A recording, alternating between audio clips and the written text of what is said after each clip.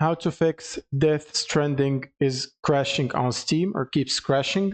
So first you want to open up the library of your Steam account, and then you want to right click on the game and go to properties, and then you want to select the general tab and specify DX-DX11 like this, and then you want to go to installed files and click on verify integrity of game files and wait for it to finish this process. And once it's done, you want to click on the browse button, and then you want to right click on the game's exe, go to properties and compatibility tab, and then check both of these options right here, disable full screen optimizations and run this program as admin. Then you want to click on apply and OK, and then you can close this. Now you should try to launch the game again to see if that solves the issue.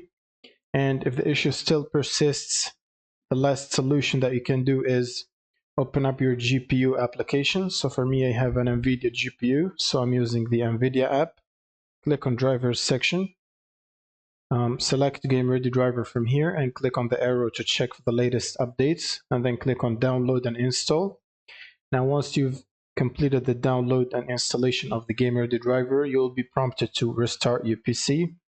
So you should restart it anyways. And then once it's restarted, you want to open up Steam again and then launch the game, and that should solve the problem. Thank you guys for watching and subscribe.